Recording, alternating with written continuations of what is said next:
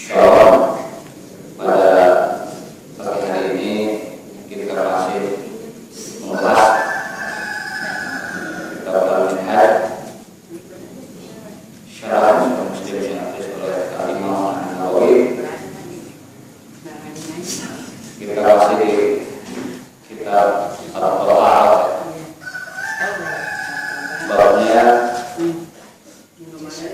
sampai pada bab Fardhi al-wudu'i was-sholati aqlahu. Bab keutamaan berwudu dan sholat setelah wudu. Hadisnya dari Umrah Maula Utsman. Umrah ini adalah Maula Utsman. Maula itu artinya mantan budak yang dibebas Utsman. Qala, dia Umrah berkata, sami'tu Utsman bin Affan wa huwa bi fina'il masjid. Saya mendengar Utsman bin Affan dan dia sedang berada di halaman masjid. Waja'ahu al-mu'adzin. Kemudian datang waktu kemudian datang al-mu'adzin, orang yang ada kan. Indal asri itu waktu asar.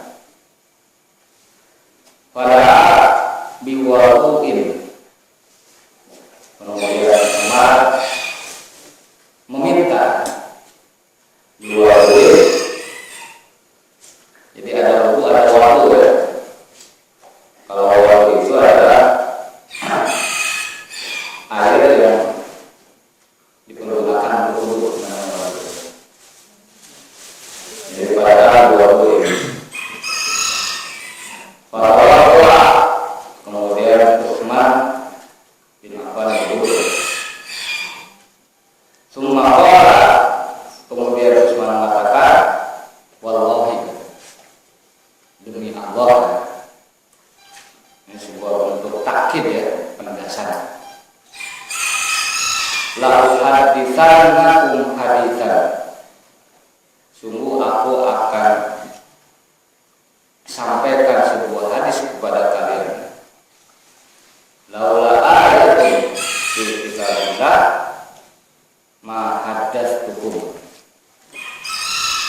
Kalaulah bukan karena satu ayat yang ada di kitab Allah Al-Quran, maksudnya ma haddatsukum, tentu aku tidak akan sampaikan kepada kalian hadis ini. Apa yang akan disampaikan oleh Utsman? Ini sami'tu Rasulullah sallallahu alaihi wasallam, bahwa sungguh aku mendengar Rasulullah yaqulu, mengatakan atau bersabda. Apa sabda Rasulullah? La yatawaddu rajul muslimun, tidaklah seorang laki-laki, perempuan juga sama sebenarnya, ibu juga sama, karena dalam bab khitab, bab kata dalam teks Al-Quran dan hadis ya, itu dengan menggunakan laki-laki berarti juga mencakup perempuan ya, selagi tidak ada karina, indikasi dari dia memalingkan ya, dari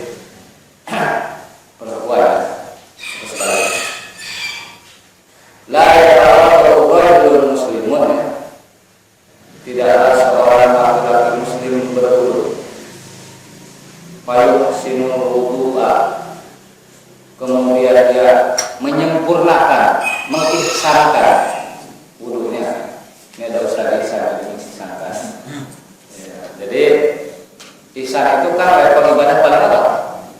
Paling tinggi. Jadi fayuhsinul wudu kan level ibadah itu Islam, iman dan ihsan. Antara Allah kata terima kasih Pak.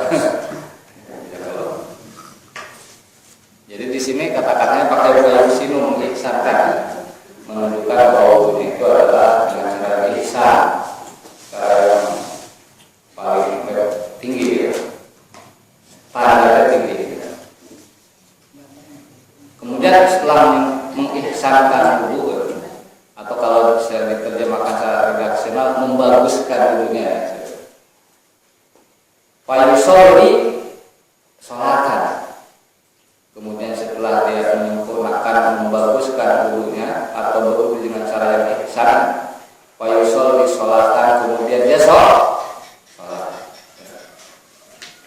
Illa ghafarallahu lahu, ya, kecuali Allah pasti mengampuni lahu baginya. Ma bainahu, ya, antara dia berwudu wa baina as-shalah allati taliha, dengan sholat yang dia akan laksanakan setelah sholat yang dia lakukan setelah berwudu itu. Jadi kalau di hadis ini ya kata Rasulullah, kalau orang itu berwudu, wudunya itu sempurna, ya. Wudu yang sempurna seperti apa sudah saya jelaskan di sini ya, pada pertemuan sebelumnya. Wudu yang dijelaskan oleh Utsman bin Affan, ya, itu standar yang sempurna, ya. Sudah saya jelaskan. Ya. Kemudian dia sholat, ya. Maka dengan sholat tersebut ya, Allah pasti akan ampuni ya. Setelah dia berwudu itu, sampai kapan dia ampunnya? Sampai setelah dia sholat setelahnya itu. Wudu, kemudian sholat. Nah, menunggu sholat datangnya lagi itu adalah diampuni oleh Allah Subhanahu wa Ta'ala. Tidak jelaskan di sini ya. Yang diampuni itu dosa kecil atau dosa, tidak jelaskan. Tapi ada di hadis lain. Ada di redaksi lain, karena redaksi yang ada di Sahih Muslim saja terkait bab ini banyak. Nah, akan saya sebutkan ya, antaranya ya. Redaksi yang berbeda-beda ya.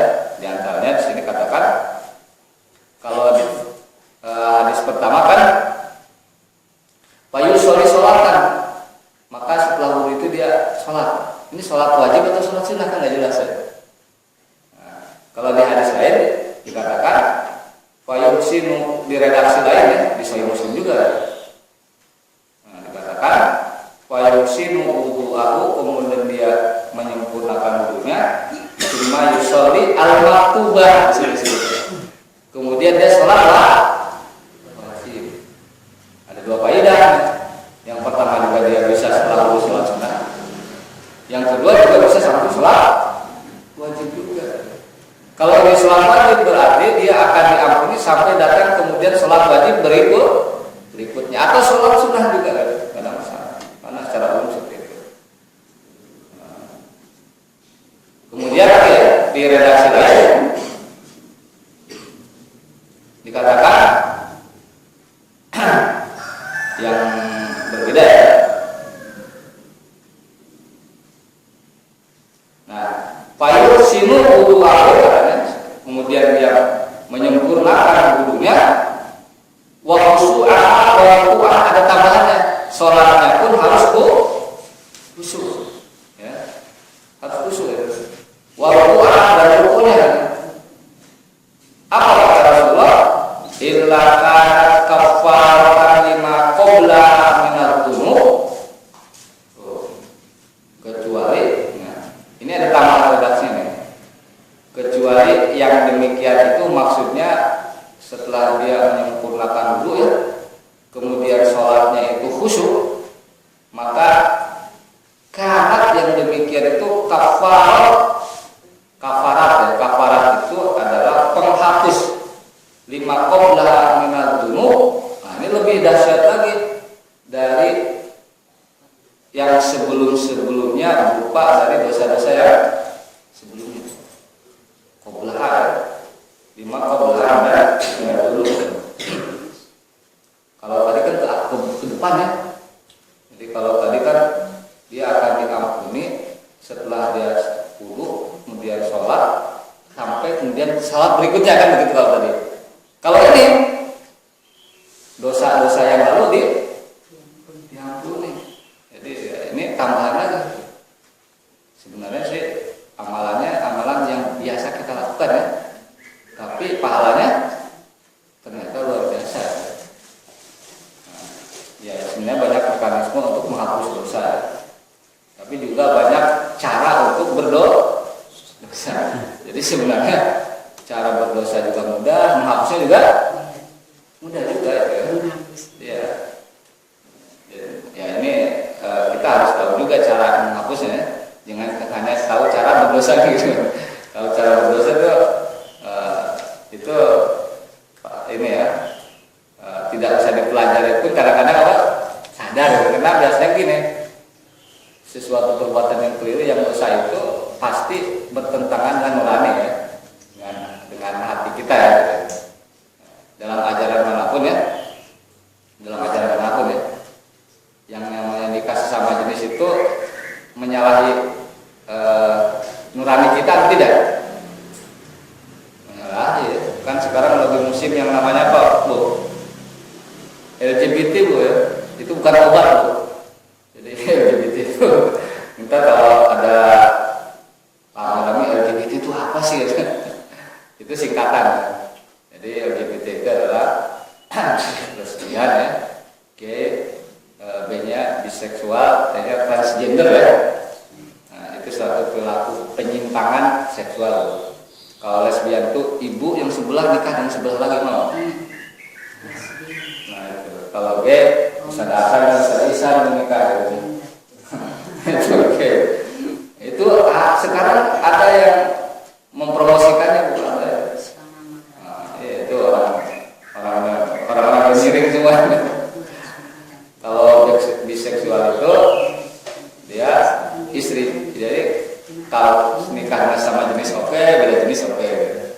Kalau transgender itu jenis kelamin itu bisa diubah-ubah. Tahun 2016 nih laki, 2017 perempuan. yang begitu-gitu ya. Ini memang aneh juga ya. Nah ini penyimpangan dosa itu kan sesuatu yang secara akal sehat nurani kita salah atau keliru? Sama, salah dan keliru ya. Salah atau keliru, sama salah dan keliru ya.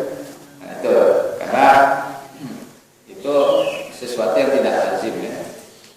Sesuatu yang tidak lazim, bahkan di dunia perbinatangan pun ya itu memang ada katanya perilaku homo di beberapa binatang, tapi jarang juga terjadi. Ya walaupun binatang terjadi ya namanya juga apa? Binatang ya. Ini juga binatang ya. Nah, jadi di sini ya dikatakan bahwa ini sebuah mekanisme untuk menghapus dosa sebelum kita, kan luar biasa sekali. Tapi saat itu wudunya sempurna, sholatnya khusyuk, itu aja sih syaratnya. Tapi di sini ditambahin ma'lam tak kabiro, selagi memang tidak melakukan perbuatan dosa besar dulu. Jadi maksudnya dosa-dosa yang akan dikafarat atau dihapuskan oleh wudu yang sempurna, kemudian sholat yang khusyuk yang telah kita lakukan adalah dosa-dosa apa? Kecil. Kalau dosa besar harus dengan taubat. Terlepas nanti pengertian dosa kecil dan dosa besar itu para ulama berbeda pendapat ya. Nah, tapi ada beberapa yang diantaranya sepakat itu dosa besar ya. Diantaranya syirik yang paling besar ya. Syirik itu dosa yang paling besar. Durhaka kepada orang tua, ya. Lari dari medan perang itu dosa besar. LGBT juga sebagian ulama mengatakan apa? Dosa besar. Sehingga di antara hukumannya itu mengerikan. Saya baca di antara hukuman orang yang melakukan homoseksual ya, Itu seperti yang diriwayatkan oleh Ibnu Abbas ya, mengatakan jadi hukumannya dua-duanya dibawa ke tempat yang paling tinggi. Kemudian apa? Kemudian dijatuhkan dari tempat yang lain tersebut. Kemudian setelah dijatuhkan di hujan batu-batu kecil. Loh kok seperti itu? Karena dulu orang dulu juga digituin gitu. Mungkin juga ya. Iya, biasa-biasa. Wadah kita ada hukulu. Ini berlaku sepanjang zaman. Jadi tidak berlaku di zaman Rasulullah. Jadi di zaman kita pun masih berlaku. Nah ini di redaksi yang lain di Sahih Muslim, masih Sahih Muslim. Di redaksi lain ya dikatakan man tawaddoa, barang siapa yang berwudu hakada seperti ini ya, maksudnya seperti yang dicontohkan oleh rawi hadis ini Utsman bin Affan. Sudah dijelaskan cara wudunya Rasulullah Gufiro lahu ma taqaddama min dzambihi, sama dengan tadi itu dosa-dosa yang lalu diampuni. Jadi sama dengan puasa Ramadan sebenarnya. Dosa-dosa yang lalu di man sama Ramadan iman wa sabar. Gufiro lahu ma taqaddama. Tapi tambahan apa? Wa kanat sholatuhu wa masyuhu ila masjidi nafilatan, dan sholatnya itu wa masyuhu dan jalannya dia ke masjid nafilah sebagai sebuah bentuk nafilah amalan sunnah. Sholatnya dan jalannya ke masjid. Ini ada satu faedah dari hadis ini, bahwa kalau bisa ke masjid itu jalan apa? Jalan kaki. Masjid itu kan jalan pakai kaki ya. Nah, tapi kalau dari Tanah Baru ke sini jalan kaki jauh juga sih Kak. Nggak mungkin. Karena kalau jauh sekali bisa pengkor ya. Nah ini redaksi ya yang lainnya seperti itu. Kemudian ya redaksi yang lain juga hampir mirip-mirip. Saya hanya menyebutkan beberapa hal yang mungkin kita ambil beberapa manfaat atau faedah dari hadis tersebut ya. Nah di redaksi lain ya ada lagi berbeda ya. Man tawaddoa lis-shalah ya. Barang siapa yang berwudu lis-shalah untuk sholat ya. Fa asbagul wudu'a, kemudian menyempurnakan wudunya, summa masya ila salatil maktubah, kemudian dia berjalan untuk melakukan sholat wajib. Fa shalla ma'an nas, maka dia sholat bersama orang-orang. Berarti sholat apa ya? Berjamaah. Dia ada berjamaah, awal jamaah, awal fil masjid, atau sholat di masjid. Goparullah lalu dunubahu, maka Allah akan pasti mengampuni kepada dia dosa-dosanya. Tidak jelaskan sini dosa yang lalu atau yang akan datang, nggak jelas juga. Tapi dari berbagai kesimpulan tadi ya, bahwa rangkaian berwudu dengan sempurna, kemudian sholat dengan khusyuk, itu keutamaan pada intinya itu adalah semua menghapus dosa kita, baik yang lalu ataupun yang akan datang, minimal yang akan datang itu sampai kemudian sholat berikutnya. Nah ini amalan kita sehari-hari sebenarnya ya, amalan kita sehari-hari. Mari kita lihat ya beberapa penjelasan yang diberikan oleh Imam An-Nawawi terkait redaksi dari hadis tadi ya, yang mungkin kita bisa manfaatnya. Ini ada kata-kata menarik dari Utsman bin Affan, mengatakan tadi ya, demi Allah ya, kalau bukan karena ayat di dalam kitab Allah, saya tidak akan sampaikan hadis ini. Ayat mana maksudnya ya? Kita nggak jelas. Ayatnya kata ini ya, kata Urwah mengatakan yang maksud ayat itu, innal ladzina yaktumuna ma anzalna minal bayyinati wal huda.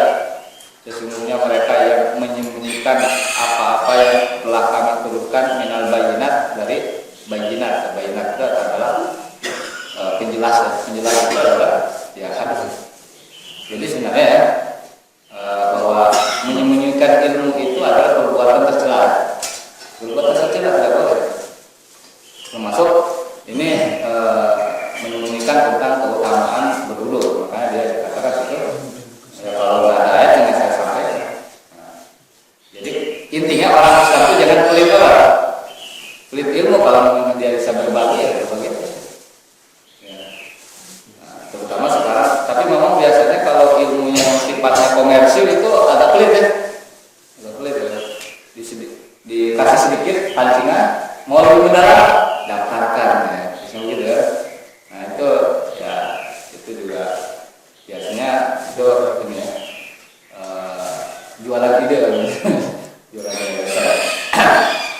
Nah, tapi terutama ilmu agama sebenarnya yang makanya ada satu istilah dalam bahasa Arab ya. Zakatul ilmi at-ta'lim. Zakatnya ilmu itu adalah taklim. Maksudnya menyampaikan ilmu majlis taklim. Kayak intinya begini, saya belajar lama-lama ke pesantren. Zakatnya apa? Ada kayak pengajian begini Pak. Ya.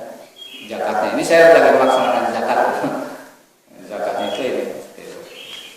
Nah, di sini ya dikatakan ya, yang dikatakan payu sinul wudu ya.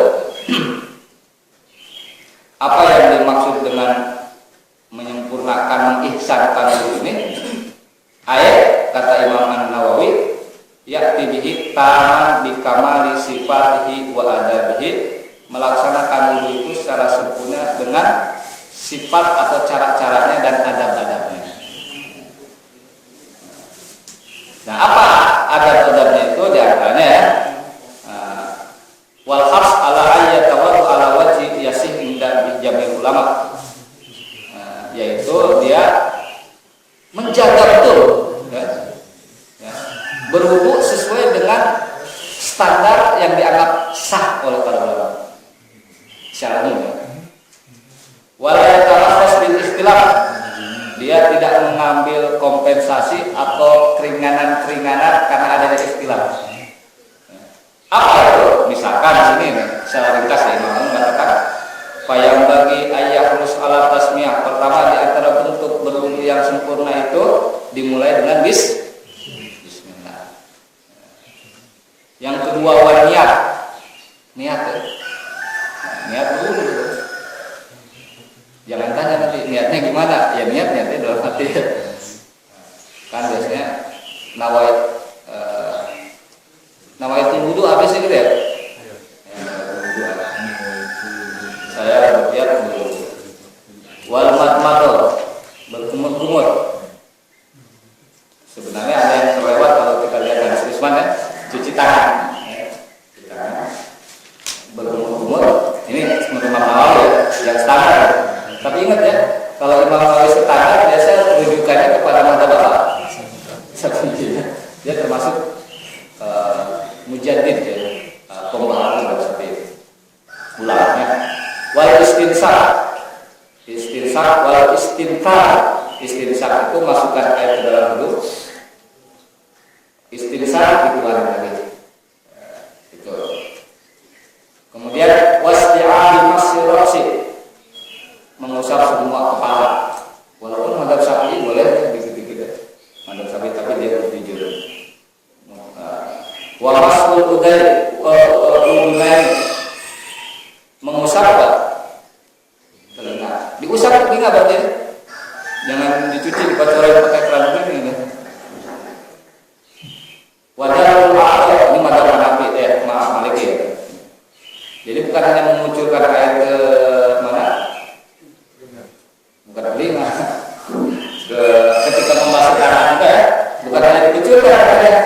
Wadahul aqal tapi ada ditekankan gitu.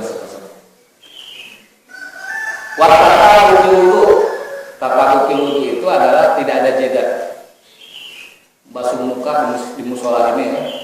Tangannya nanti di masjid Mujahidin. Nggak ada kerjaan. Kakinya di masjid Al-Barakah. Sholat di masjid Wali Kota. Wali Kota. Nah, jadi tata wudu tidak ada jeda. Watartib buhu dan tertibnya. Ya pokoknya. Selang sapingan. Hah? Selang sapingan. Selang sapingan.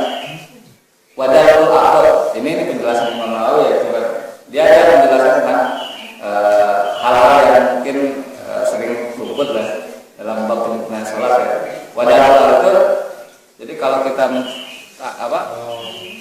inilah, tidak hanya mengocorkan air aja ya. Itu semua madhab ini, madhab Maliki itu. Itu dia wajib lah. Jadi nggak bisa orang wudu itu ya cuma ngocorin apa? Air lewatin aja, murur, tamlirul mak. Itu nggak bisa kalau madhab Maliki, walaupun madhab lain sebenarnya boleh-boleh. Nah, kalau madhab Hanafi apalagi dia tidak perlu tertib, ya, tidak perlu di dalam gitu. Jadi kalau orang nyelonong ke barat, kolam renang ya, langsung muncul tuh udah wudu, langsung sholat di pinggir kolam renang itu udah jalan itu barat aja. Tapi yang begitu saya yakin tidak dapat lah poinnya. Nah ini beberapa penjelasan yang diberikan oleh Imam An-Nawawi. Nah kemudian ada penjelasan tambahan lagi ya. Sebenarnya dari redaksi langsung juga sudah cukup jelas ya. Tapi ada beberapa yang bermanfaat ini. Begini katanya. Kalau orang itu ya dikatakan Fa'in wajah ya ternyata ya kan tadi sebutkan yang akan hapus dosa-dosa kecil ya.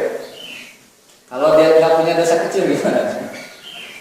Dosa besar nggak punya, dosa kecil ya nggak ada. Karena dosa yang kecil yang lain sudah dihapus oleh amalan yang lain, bisa aja kan? Bisa aja. Bagaimana kan kalau ada? Maka itu menjadi apa? Kata penjelasan Imam Nawawi. Maka hal yang tersebut adalah warafa'ah bihi darajat, derajat dia akan diangkat. Derajat di mana? Nah ini sering salah memahami nih. Derajat di sini maksudnya derajat di akhirat nanti, kelas surganya diangkat ya, bukan di dunia. Ya. Karena sering orang memahaminya tahajud sudah, berwudu dengan sempurna, sholat dengan khusyuk sudah, dosa kecil kayaknya dihapus dengan amalan lain. Katanya derajatnya diangkat jadinya. Kok perasaan pangkat karir lah naik gitu. Ya itu derajat dunia, tapi yang dimaksud derajat itu di mana? Di akhirat. Kelas surganya kayak gitu. Yang kelas surganya mungkin adalah kelas ekonomi menjadi kelas bisnis gitu. Dari bisnis menjadi kelas first class namanya. First class. Nah, jadi karena sering begini, ada orang yang rajin ibadah tapi kekurangan terus miskin gitu. Ada orang yang nggak pernah sholat, nggak pernah puasa, ya, pokoknya dia jauh dari ini kayak tapi kayaknya karirnya moncer, kemudian kehidupan duniawinya ini ya makmur gitu, nggak ada hubungannya gitu. Karena dalam Islam itu dalam dua keadaan yang berbeda itu ada kebaikannya. Kaya bersyukur ya. Miskin sabar. Sama orang sakit sabar dapat pahala dari dosa-dosanya selama sakit dia di orang sakit berobat juga dibolehkan bersyukur juga. Jadi di dua kutub yang berbeda itu ada kebaikan, tergantung penyikapan sebenarnya. Nah, makanya dalam hadis katakan ajaban di amrul mukmin, hebat sekali orang mukmin ya. Innal amru, sesungguhnya perkara itu baginya semua baik ya. Semua baik. Jadi kalau dia sakit ya berobat kemudian sembuh alhamdulillah. Kalau ternyata dia sakit dan tidak berobat, memilih untuk bersabar juga baik. Kalau dia sabar maka dosa-dosanya ampuni ya. Nah ini menjadikan pilihan kita sih kalau kita sakit ya kalau ada untuk uang berobat, alhamdulillah. Kalau tidak ada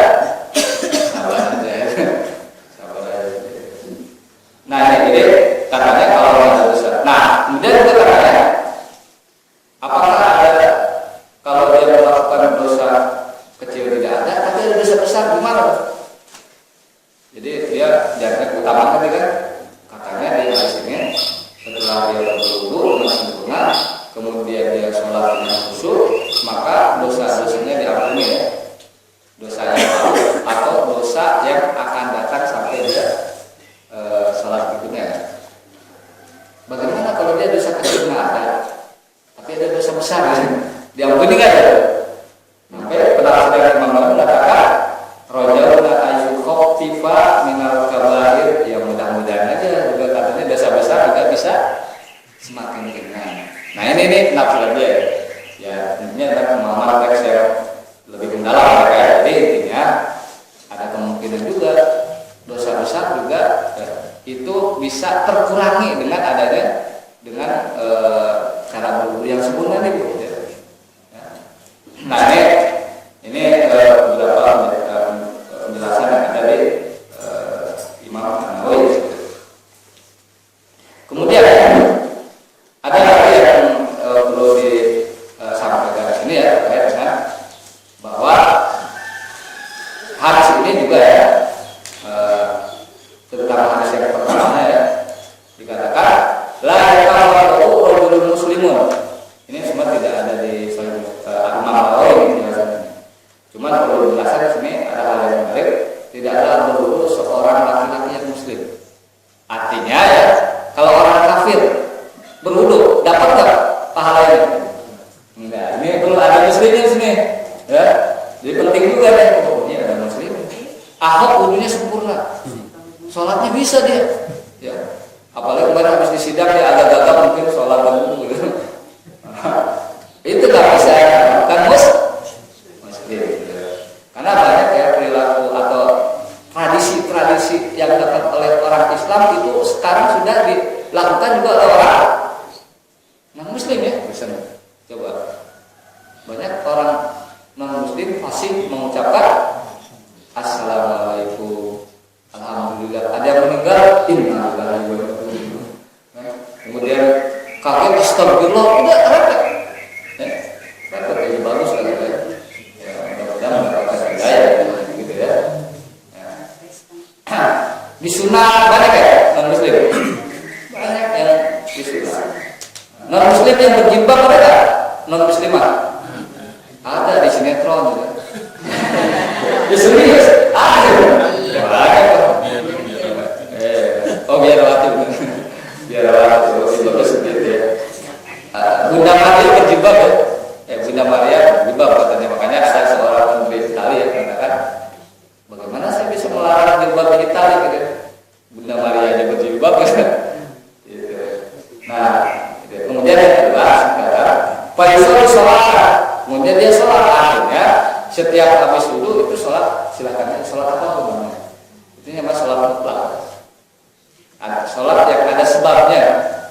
Makanya mazhab Syafi'i mengatakan, kita tahu ya dalam fikih itu secara umum ada yang namanya al-awqat al-manhiyah di sholat, waktu-waktu terlarang untuk melakukan sholat. Di antaranya ya setelah sholat subuh, setelah sholat asar, di antaranya ya. Nah kemudian kata mazhab Syafi'i ya, kalau itu ada sebabnya, waktu terlarang itu tidak berlaku lagi. Nah, di sholat subuh kita keluar wudu, sholat 2 rakaat boleh mazhab Syafi'i itu karena ada sebabnya apa itu? Wudu. Nah, itu boleh ya. Jadi sebenarnya banyak cara untuk sholat.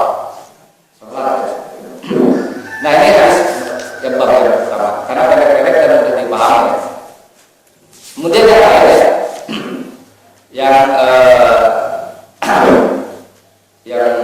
yang menjadikan kita lebih giat berwudu secara sempurna adalah hadis tentang bab al-dzikri al-mustahab aqbal wudu'i. Saya mau tanya ibu ya, kalau habis wudu biasanya doanya apa? Allahumma ij'alni minat tawabina waj'alni minat ya kan ya. Tapi ada satu doa yang sangat dianjurkan yang dilakukan setelah wudu dan itu pahalanya luar biasa dengan doa.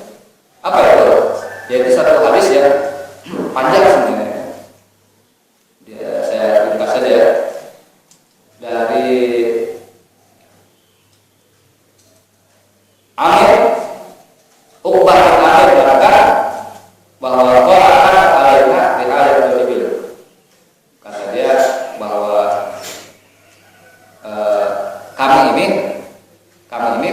Uqbah bin Amir ya, ini punya tugas untuk mengembala ibil itu apa?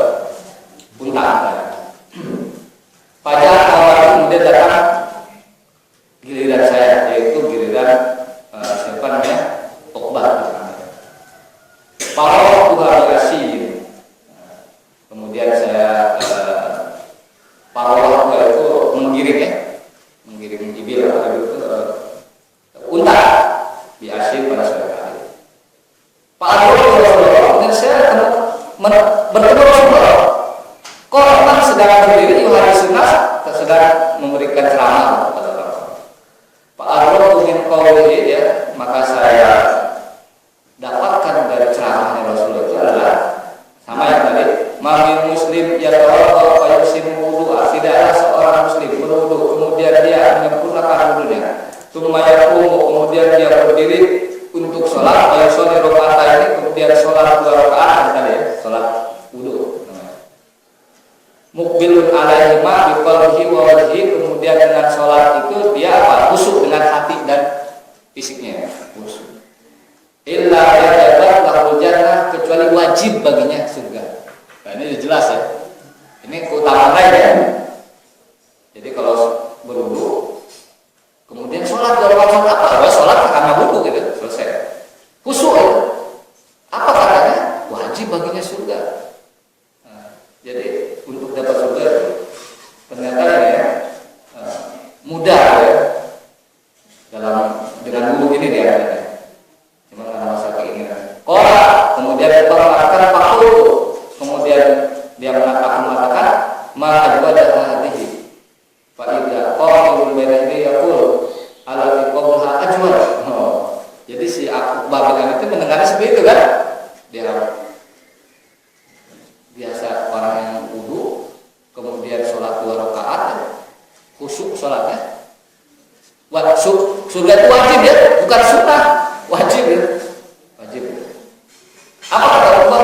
Ini dahsyat sekali ini. Tiba-tiba dia mengatakan, sebelum kamu datang sini tadi ceramah Rasul itu lebih dahsyat lagi gitu. Lebih dahsyat. Nah ini adalah kerugian orang kesiangan untuk pengajian. Iya benar. Hebat kan?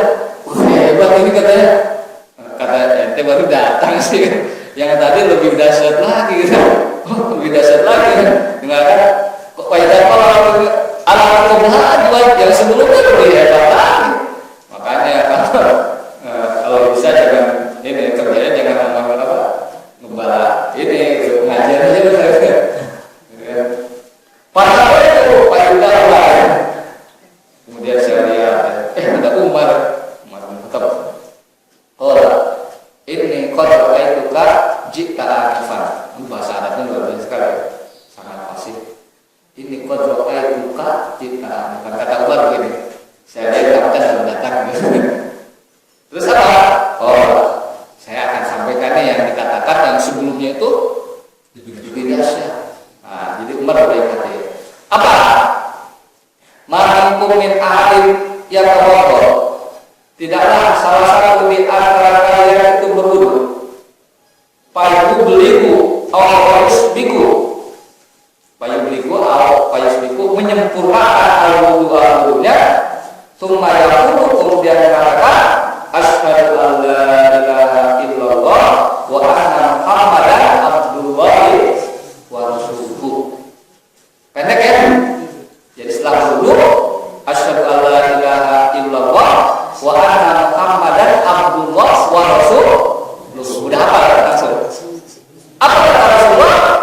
Illa futihat lahu abwabu al-jannati at-thamaniyah, kecuali dibukakan dan untuknya pintu surga yang 8. Kan lebih dahsyat. Tadinya kan cuma sholat, cuma wudu doang. Wudu terus ditutup dengan doa asyhadu an la ilaha illallah wa asyhadu anna Muhammadan abduhu wa rasuluh. Itu aja. Apa katanya? Pasti dibukakan baginya pintu-pintu surga yang 8. Terus gimana? Ya dulu min ayyiha sya'a, dipersilakan dia masuk dari pintu manapun. pintu manapun. Nah ini lebih dahsyat, nggak ada sholatnya, cuma wudhu saja, tapi dengan doa asyhadu an la ilaha illallah wa anna Muhammadan abdullahi wa rasuluh. Satu paket dengan doanya. Nah ini yang menjadikan ini lebih apa? Lebih dahsyat. Nah ini doa yang di sini juga Imam Nawawi tidak menjelaskan secara ini ya, secara detail ya. Cuman dia mengatakan fafihi annahu yustahabu lil mutawaddi ayakun, dan dia mengatakan inti dari hadis ini dianjurkan ya, bahwa kalau wudhu itu setelah wudhu dia doanya itu ya, karena dia akan mendapatkan keutamaan tadi ya. Asyhadu an la ilaha illallah wa asyhadu anna Muhammadan abduhu wa rasuluh, itu redaksi yang lain ya di hadis yang lain. Kemudian Imam Nawawi juga mengatakan begini, wa yang bagi ayyadumma ilahi ma ja'a fi riwayat at-Tirmidzi. Jadi doa yang terkenal Allahumma ij'alni minat tawwabin wa ij'alni apa? Minal mutatahhirin itu di riwayat Tirmidzi sebenarnya. Boleh digabung, boleh. Tapi yang utama tetap yang tadi. Ya. Asyhadu an la ilaha illallah wa anna Muhammadan abdullahi wa rasuluh. Ini jarang sebenarnya dapat ya, walaupun di hadis itu Sahih Muslim. Tapi kalau Allahumma ij'alni minat tawwabin wa ij'alni minal mutatahhirin itu mah terkenal. Terkenal itu. Anak-anak dia tahu ya. Tapi itu keutamaannya tidak ada sebenarnya. Tidak seperti sedahsyat keutamaan asyhadu an la ilaha illallah wa anna Muhammadan abdullahi wa rasuluh. Nah ini juga karena di riwayat yang lain wa yustahab ayatu ma ilai marwa an-nasai fi kitab amrun yamul fatwa. Jadi doanya yang tadi Allahumma ij'alni minat tawwabin wa ij'alni minal mutatahhirin, juga ada doa lain yang diriwayatkan oleh Imam An-Nasai, yaitu subhanakallahumma wa bihamdika asyhadu an la ilaha illa anta, bukan wahdahu la syarika lah, masih udah kesana arahnya. Makanya saya diamin dulu ya. Jadi subhanakallahumma wa bihamdika asyhadu an la ilaha illa anta wahdaka la syarika lah astaghfiruka wa atubu ilaik. Nah ini juga tambahan. Tapi menurut saya yang paling utama tetap yang Sahih Muslim tadi. Itu sudah cukup. Jadi sudah cukup. Asyhadu an la ilaha illallah wa anna Muhammadan abdullahi wa rasuluh. Dan uniknya lagi kata Al-Imam An-Nawawi, wa tustahab hadhil adkaru lil muktasil aidan. Bukan hanya orang yang berwudu, juga doa-doa tadi bisa untuk selesai mandi. Bukan wudu aja. Ini pendapat dari Imam siapa? An-Nawawi, yang sebenarnya dia adalah mazhabnya mazhab Syafi'i. Nah, kemudian yang hadis yang lain masih sebenarnya satu rangkaian tapi mirip-mirip ya. Karena hadisnya pendek-pendek. Satu bab lagi ya. Nah, ini jam yang sesungguhnya jam berapa ya? Jam 5. Oh iya, jam 5. Sampai jam berapa Pak Ustaz? Yang setelah ya. Berarti satu bab lagi sedikit ya. Nah, satu bab lagi ini sangat luar biasa ya. Yaitu bab khurul al-khotoya ma'amal al-wudu. Ini proses. Bab keluarnya semua kesalahan kita bersamaan dengan mengalirnya air wudu. Hadisnya dari Abu Hurairah, anna Rasulullah sallallahu alaihi wasallam qala, Rasulullah bersabda, idza tawaddaa al-abdu al-muslim, apabila hamba muslim berwudu, awal mukmin, ini ragu dari perawinya ya, atau mukmin ya, berwudu. Pawasara wajhahu, dia membasuh apanya? Mukanya. Apa kata Rasulullah? Kharaja min wajhihi, dipastikan keluar dari mukanya tersebut kullu khati'ah, setiap kesalahan, nadhara ilaiha, yang melihat kepada kesalahan tersebut, bi'ainihi ma'al ma', dengan dua matanya bersama air keluar. Maksudnya kalau kita membasuh muka, dosa mata kita itu akan ikut lebur, ikut apa? Ikut gugur lah. Ya. Kan yang namanya kesalahan mata banyak ya, banyak ibu-ibu mantengin adera itu.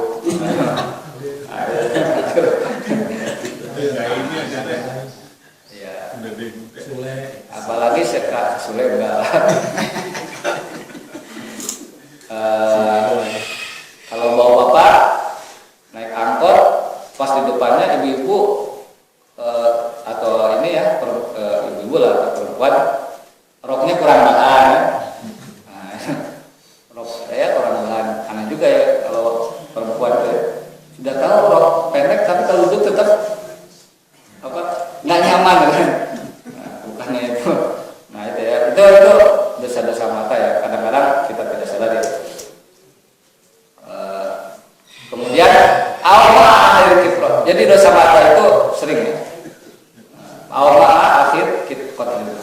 Pada dosa yadaihi apabila membasuh dua tangannya, kharaja min yadaihi maka pastikan keluar dari dua tangannya kullu khati'ah setiap kesalahan karena batos tathayada ma'alma yang dia lakukan kesalahan itu dengan dua tangannya. Gampang orang. Habis gampang orang langsung wudu ya. Iya. Itu kesalahan tangan kan banyak. Kemudian lagi, pada kesalahan lain apabila membasuh dua kakinya, kharajatul khati'ah maka akan keluar setiap kesalahan masal alillah ma'al wahid, yaitu ketika dia melangkah untuk dosa ya. Itu makanya kalau orang melangkah sekarang orang melangkah dengan dosa itu diantaranya ya dia melangkah untuk melakukan perbuatan dosa. Nah itu maka wudu masuk kaki maka itu kakinya itu akan bersih lagi. Hatta yang punya nakiyan minar dulu sehingga dia setelah dia berwudu nakiyan minar dulu itu bersih dari dosa-dosa. Di redaksi lain secara umum ya tadi kan dirinci ya. Man tawaddoa barang siapa berwudu fa ahsana wudu'a kemudian menyempurnakan wudunya kharajat khotoyahu maka keluar kehilapan atau dosa-dosanya min jasadihi dari jasadnya hatta takhruj min tahti adbarihi sehingga kesalahan-kesalahan tersebut keluar dari bawah kuku-kukunya. Itu hanya sebuah ini ya gambaran saja ya seperti itu. Jadi dilihat bahwa berwudu itu punya keutamaan yang tidak bisa disepelekan. Itu luar biasa. Makanya ada yang namanya menjaga wudu ya. Menjaga wudu artinya yang penting sering berwudu aja udah cukup. Saya kira ini sebuah hadis ya yang mudah diamalkan kan, sangat mudah karena biasa kita baca. Cuman kadang-kadang orang mempelekannya karena tidak tahu aja nilainya ya. Tidak tahu nilainya. Itu saja yang dapat kita sampaikan. Kalau ada yang menanyakan sekarang ya silakan. Tentunya semua faedah wudu tadi kan terkait dengan kesempurnaan saja. Iya betul. Misalkan kalau ada buku yang ada hadis yang mengatakan kalau nggak sampai ke siku wudunya maka dia tidak ada wudu. Ada yang berwudu dari hadis ya. Kemudian dua mata kakinya itu tidak tersentuh. Misalnya saya mengatakan wailul aqab, celaka ya. Karena aqabnya ini apa dua mata kaki tidak tersentuh. Makanya di sini ada satu hadis yang sebenarnya bab berikutnya tapi saya singgung namanya bab istihbab tahjil bab istihbab iqalatul wudu wa tahjil fil wudu. Maksudnya dianjurkan ketika kita membasuh muka dilebihkan. Membasuh tangan dilebihkan bahkan sampai sini. Membasuh kaki dilebihkan sampai berbetis. Bahkan ada ya sampai lutut. Itu karena apa? Lebihannya itu akan menjadi ciri kita nanti di hari kiamat, sehingga Rasulullah akan manggil, sini silahkan ke telaga saya. Jadi di akhirat itu nanti ya ada di sini sebenarnya di Sahih Muslim juga berikutnya itu ada telaga Rasulullah. Telaga Rasulullah yang telaga ini ya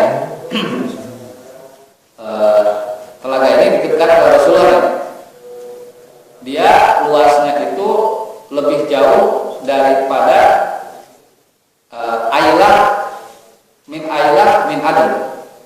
Ailah itu sebuah tempat di Roma ya. Aden itu sebuah tempat di Yaman. Dari Mekah ke Yaman, kira-kira begitu. Jauh lah telaganya besar.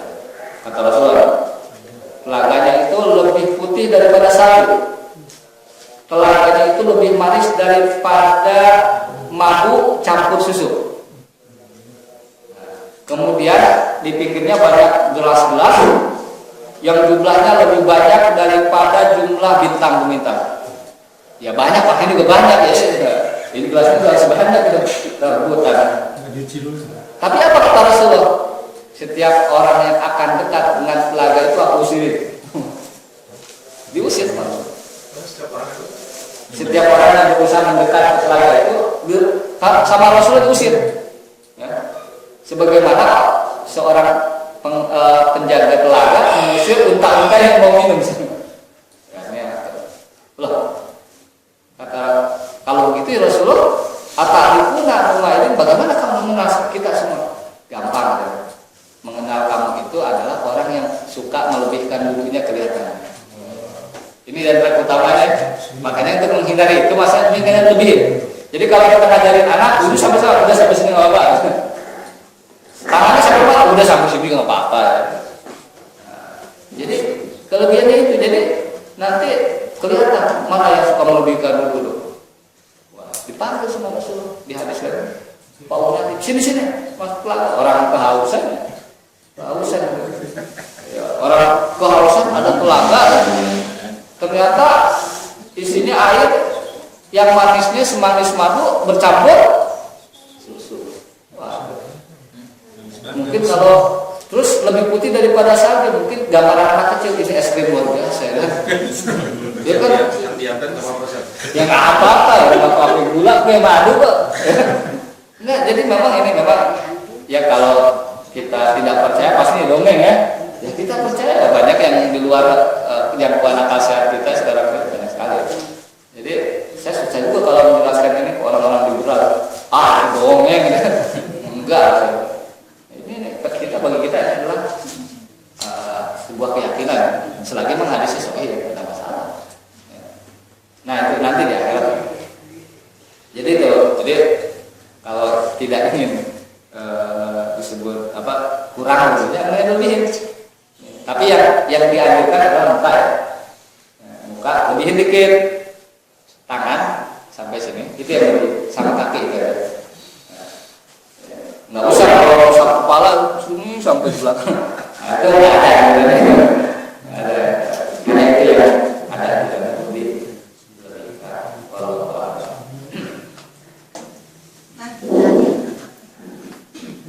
ya kalau ada kan tadi yang terakhir itu yang masih muka gugur dosa di matanya beserta gugur dosa di matanya.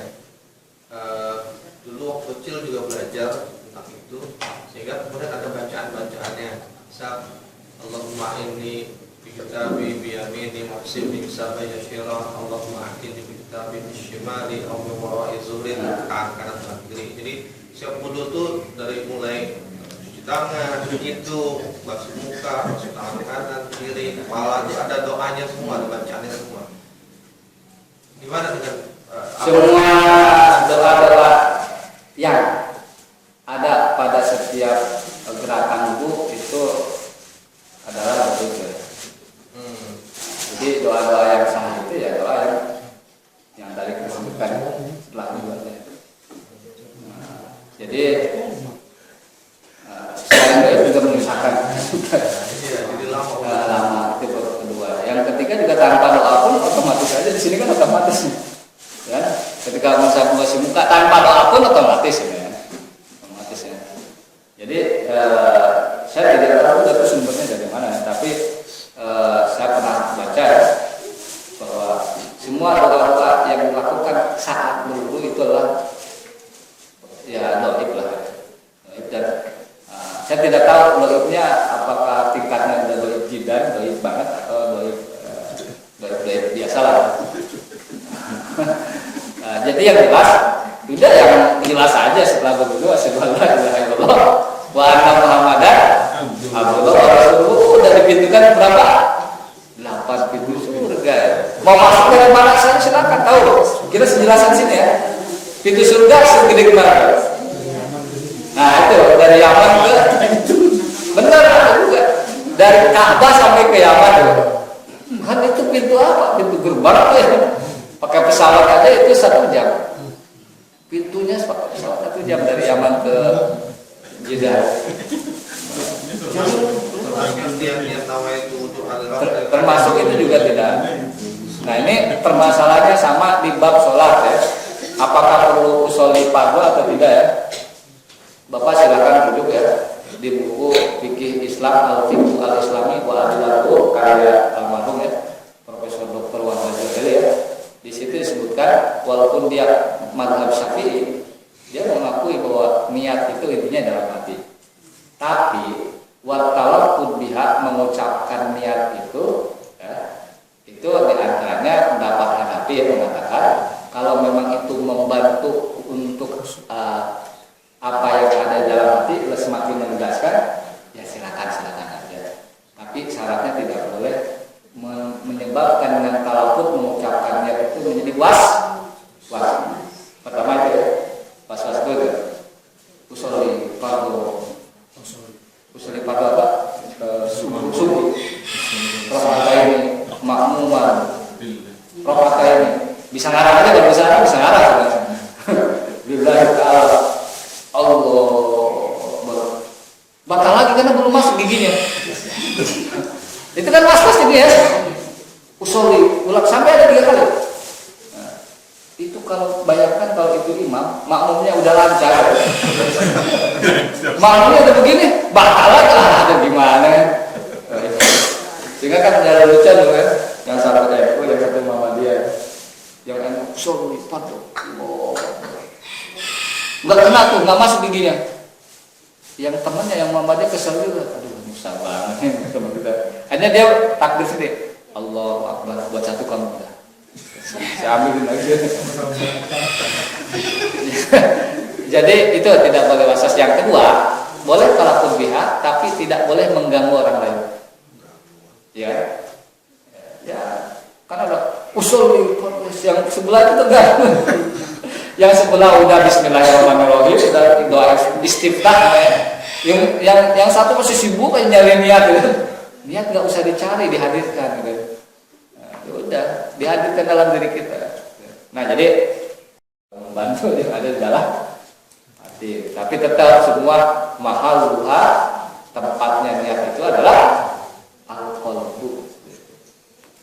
Nah ini penting ya. Tapi kita cukupkan di sini ya. Itu lagi. Oh, silakan. Kalau kita selesai wudhu masuk masjid, ada ketentuan itu tahiyatul masjid. Ya betul. Nah, apakah ada ketentuan salat sunat wudhu juga? Kalau Boleh. ada duluan sunat tahiyatul masjid atau salat sunat wudhu? Tentunya duluan saat tahiyatul masjid. Ya karena kalau wudhu dulu dia udah duduk duluan. Kan di antara syarat untuk tahiyatul masjid itu adalah dia tidak boleh duduk duluan. Jadi menurut pendapat saya dan beberapa ulama mengatakan pokoknya kalau masuk masjid yang pertama kali sholat itu apa? Ya masjid. Nah, kecuali kalau di akal ini Pak, bagaimana kalau dua-duanya pengen dapat ya? Wudhu, habis wudhu ke rumah dulu, ke rumah Pak. Sholat, wudhu ya. Nanti ke masjid. Ustaz, boleh masih ada waktu? Ya, udah Pak, cukup Pak. Udah. Cukup ya, sama. Ya, tanya. Silakan. Cuma mau nanya Pak, kalau kita dosa sama suami, dosa besar atau termasuk dosa kecil ya? Karena kan kalau kita tadi sudah wudhu dan sujud yang baik, sholat yang baik, apa itu sudah termasuk bisa wudhu gitu. Oh, Gak aja Pak. Iya. Terima kasih atas jawaban. di antara kewajiban seorang istri itu taat kepada suami selagi memang itu tidak memerintahkan maksiatan. Itu wajib ya. Ya. Nah, terus yang tadi kalau Saya sholat, sudah lama meninggal kan udah 20. Tapi ya kalau saya udah meninggal merasa mah nggak usah masih ditaatin kan dosa masalah. saya. Kenapa Bu? Sudah apa maksud saya udah meninggal udah 20 tahun. Jadi saya merasa yang dulu 23 tahun sama dia pasti ada dosa saya. Jadi sekarang saya memperbaikinya. Apakah itu termasuk bisa digugurkan dosa saya? Oh, Gitu loh. ya, kan ada dosa yang sifatnya hablum minallah ya, itu bisa langsung ke Allah. Iya. Ada dosa sesama hak-hak alami manusia. Ya, kalau itu bentuknya barang segala macam ya minta maaf. Kalau sama adami minta maaf ke orang terkait ya, suami atau siapapun. Kalau ada hak-hak yang sifatnya material dikembalikan atau diganti. Gitu ya. Nah kalau misalkan sudah meninggal ya udah itu dosa kita. Tapi apakah akan diampuni oleh Allah? Wallahu alam. Mungkin juga diampuni, mungkin juga tidak. Ada satu dalil ya ketika menyebutkan tentang orang yang muflis. Tahu muflis? Muflis itu mafih fulus ya. Ya muflis mah tidak ada uang. Orang yang bangkrut ya.